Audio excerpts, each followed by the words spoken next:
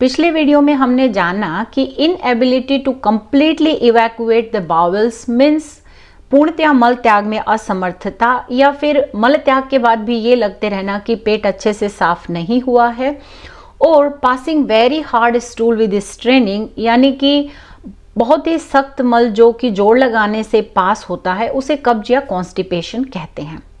आज हम डिटेल में चर्चा करेंगे कि आयुर्वेद में कब्ज या कॉन्स्टिपेशन क्या है, क्या इसके मुख्य घटक हैं जिनको जान करके हम आयुर्वेद के ज्ञान से इस समस्या से पूर्णतया छुटकारा पा सकते हैं और अपने स्वास्थ्य को बनाए रख सकते हैं। तो चलिए शुरू करते हैं। नमस्कार, आयुर्वेद फ्री हेल्थ इंश्योरेंस में आप सभी का स्वागत है। आयुर्वेद में कॉन्स्टिपेशन या जो कब्ज है उसे विबंध यानी कि मलवह स्रोतों में रुकावट या ब्लॉकेज इन एक्सक्रीटरी चैनल कहा गया है।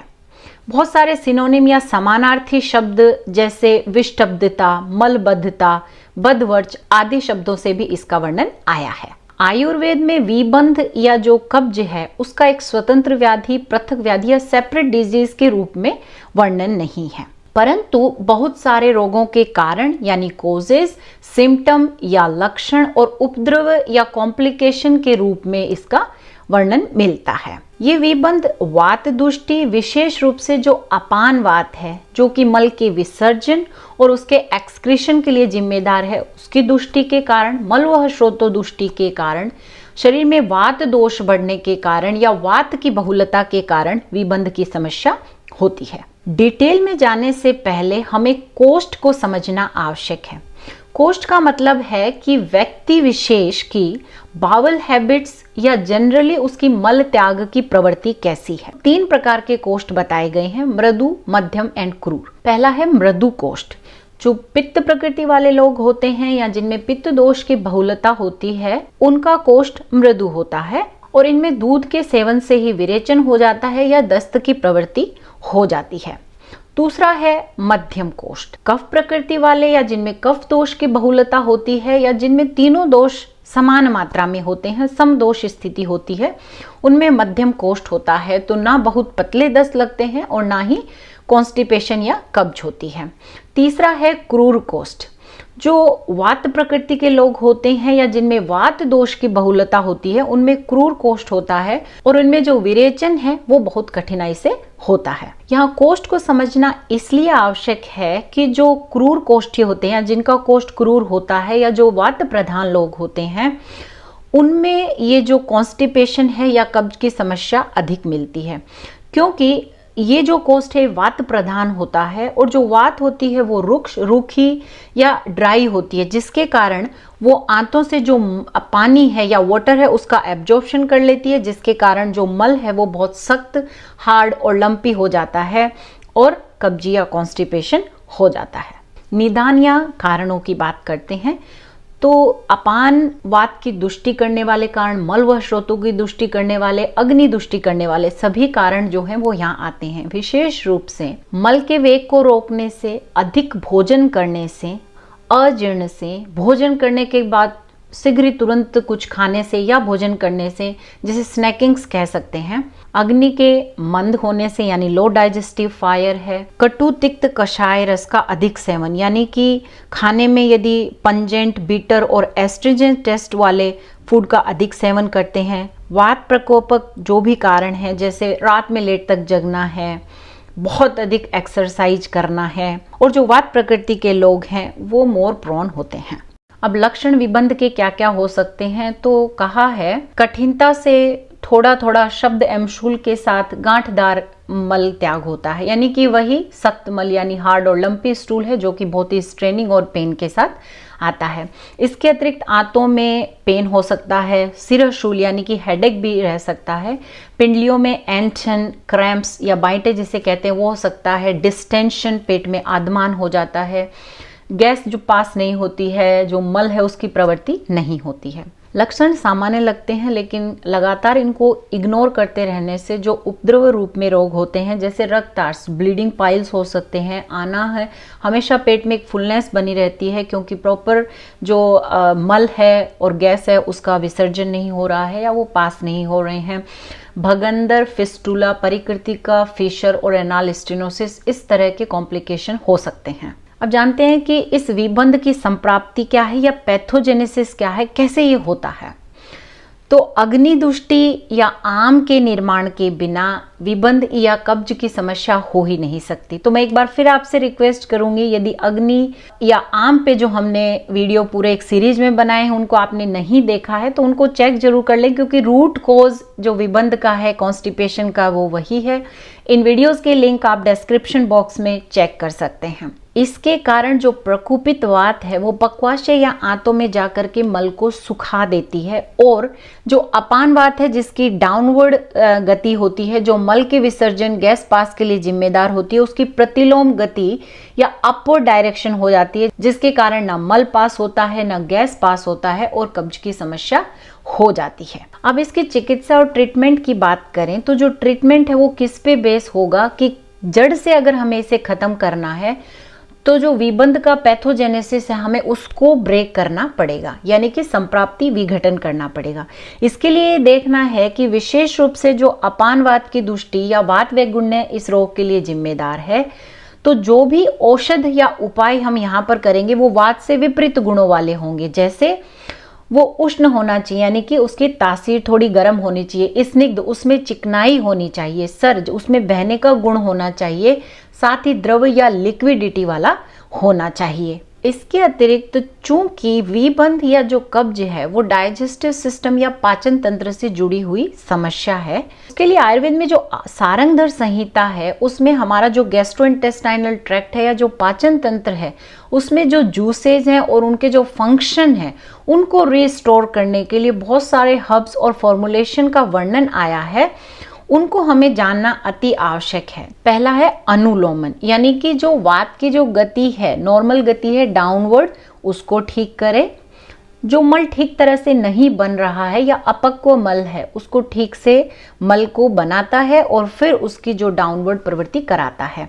एग्जाम्पल के लिए हरड़ या हरितकी का प्रयोग इसके लिए किया जाता है। दूसरा है भेदन या परगेशन, यानी कि जो ब्लॉकेज आंतों में हो गया है उस मल को ब्रेक डाउन करके और जो दूषित दोष वहां पर हैं उनको शरीर से बाहर निकालने का काम करता है, जैसे कुटकी या कटुकी। तीसरा है रेचन। तो ऐसी जो औषधियां होती हैं वो चाहे फॉर्म्ड स्टूल हो या अनफॉर्म्ड स्टूल हो, यानी कि पक्व मल हो या अपक्व मल हो, उसको लिक्विफाई या द्रव रूप में बना करके शरीर से बाहर निकालने का कार्य करता है। तो इसके कुछ सब टाइप हैं जो व्यक्ति की प्रकृति के हिसाब से या जरूरत के हिसाब से दिया जाता है। जैसे मृदु विरेचन के लिए त्रिवृत का प्रयोग है, अगर तीक्ष्ण विरेचन की जरूरत हम स्नोहिक क्षीर का प्रयोग है, सुख विरेचन के लिए अमलतास या आरगवध का प्रयोग। चौथा है श्रंसन। श्रंसन के लिए जो औषधियां प्रयोग में लिए जाती हैं उनका पाचन में कोई पार्ट नहीं होता है, बट डाइजेशन प्रोसेस जो गड़बड़ हुआ है उसके कारण जो भी बाई प्रोडक्ट इंटेस्टाइन में है उनको वो शरीर से बाहर निकालने का काम करते हैं, जैसे कि अमलतास। इन फैक्टर्स को समझने के बाद लाइन ऑफ ट्रीटमेंट की बात करें तो चूंकि वात दोष को हमको शमन करना है तो मृदु स्नेहन की वहां जरूरत है। दोनों प्रकार के, इंटरनल और एक्सटर्नल। एक्सटर्नल में आंतों के ऊपर तेल की मसाज की जा सकती है और पूरी बॉडी मसाज भी की जा सकती है। इंटरनली भी तेल का प्रयोग किया जा सकता है। दूसरा है लैक्जेटिव, जो हमने औषधियों की बात करी कि सुख विरेचन, वात अनुलोमन आदि का प्रयोग। तो सबसे पहले तो हमें इसे होने ही नहीं देना है, यानी कि प्रिवेंशन कैसे करना है, क्योंकि मल त्याग जो है ये हमारे स्वास्थ्य का एक प्रतीक है और नेचुरली होना चाहिए। हमें किसी भी प्रकार की औषधि की इसमें आवश्यकता नहीं होनी चाहिए। तो सिंपल चीजें, अगर आप अपनी प्रकृति को समझते हैं, उसी के अनुसार किस तरह का आपका कोष्ठ है उसी तरह का खान पान आपका होना चाहिए। परंतु यदि कॉन्स्टिपेशन, कब्ज या विबंध हो ही गई ही है तो जानते हैं किस तरह से औषधियों का प्रयोग करना चाहिए। यदि माइल्ड कॉन्स्टिपेशन है और आपका क्रूर कोष्ठ नहीं है तो हरित की, आरगवद या अमलतास, कुटकी, कैस्टर ऑयल, द्राक्षा, पटोल इनका प्रयोग करना चाहिए। यदि सीवियर कॉन्स्टिपेशन है और आपको क्रूर कोष्ठ भी है तो दंती, त्रिवृत, जायफल आदि का प्रयोग करना चाहिए, परंतु इन औषधियों का प्रयोग चिकित्सक की परामर्श से ही करना चाहिए। इसके अतिरिक्त आयुर्वेद में बहुत सारे फॉर्मुलेशंस जैसे अविपत्तिकर चूर्ण, अभयारिष्ट, त्रिफला चूर्ण, द्राक्षादि अवलेह, दंती हरित्या अवलेह इनका प्रयोग किया जा सकता है। तो विबंध या कॉन्स्टिपेशन की समस्या है तो क्या पथ्य या आपको डाइट लेनी चाहिए? पहला तो है वात से विपरीत गुण वाले रस, जैसे कि मधुर, अम्ल एंड लवण, यानी कि स्वीट, सावर और साल्टी जितने भी फूड आर्टिकल्स हैं वो आपको अपनी डाइट में सम्मिलित करना चाहिए। नींबू का रस, जंबीर फल का रस, शुंठी, हींग का प्रयोग, अदरक का जो जूस है उसका प्रयोग, ये सभी कॉन्स्टिपेशन में हेल्प करते हैं। पेठा, लौकी, तुरई, ग्रीन सैलिड है, इनका प्रयोग करना चाहिए।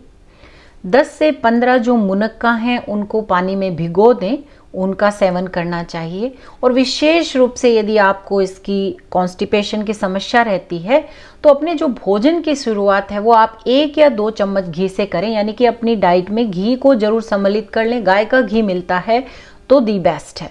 यहाँ हमने देखा और समझा कि जो कॉन्स्टिपेशन या विबंध है वो हमारी रॉन्ग और फॉल्टी डाइटरी और लाइफस्टाइल हैबिट्स के कारण होता है। इसीलिए आचार्यों ने इसे या विबंध को एक सेपरेट डिजीज या पृथक व्याधि के रूप में नहीं रखा है, परंतु फिर भी यदि विबंध या कॉन्स्टिपेशन की समस्या होती है तो इसके मैनेजमेंट के समय कुछ पॉइंट को ध्यान में रखना आवश्यक है। पहला है कोष्ठ की प्रकृति, कि आपके कोष्ठ की प्रकृति या जो जनरली बाउल हैबिट है वो कैसी है, उसको ध्यान में रख करके आप अपनी जो डाइट है और लाइफ स्टाइल को करेक्ट कर सकते हैं और उसके अकॉर्डिंग चिकित्सा की जा सके। दूसरा है इसका कारण या निदान क्या है, ताकि उस पॉजिटिव फैक्टर को वहां से हटाया जा सके, निदान परिवर्जन। तीसरा है डाइट को करेक्ट करना, जैसे वात शमन के लिए जो भी रस हैं, मधुर, अम्ल, लवण, यानी कि स्वीट, सावर और सॉल्टी जितने भी टेस्ट वाले फूड आर्टिकल्स हैं वो आप अपनी डाइट में सम्मिलित करें। चौथा है लाइफ स्टाइल को करेक्ट करना, वात प्रकोपक जितने भी कारण है, मल के वेग को रोकना, रात में देर तक जगना है, अपने शरीर के बल से अधिक एक्सरसाइज करना, ये सभी। लास्ट आता है व्यक्ति की प्रकृति के अनुसार और कॉन्स्टिपेशन की सीवियरिटी के अनुसार किस तरह की औषधि, अनुलोमन, भेदन, रेचन, श्रंशन की आवश्यकता है। अंत में सबसे महत्वपूर्ण बात, आयुर्वेद के अनुसार अग्नि या जो हमारी डाइजेस्टिव फायर है उसकी टेक केयर करना अति आवश्यक है, क्योंकि बिना अग्नि दुष्टि के कोई भी पाचन तंत्र या डाइजेस्टिव सिस्टम का रोग हो ही नहीं सकता है। इसीलिए विबंध या कॉन्स्टिपेशन को जड़ से खत्म करने के लिए अपनी अग्नि या जो डाइजेस्टिव फायर है उसकी टेक केयर करें, उसको ठीक रखें। उम्मीद है आज का वीडियो आपके लिए फायदेमंद रहा होगा। मिलते हैं अगले वीडियो में एक नई जानकारी के साथ। तब तक के लिए take good care of yourself, because health is wealth.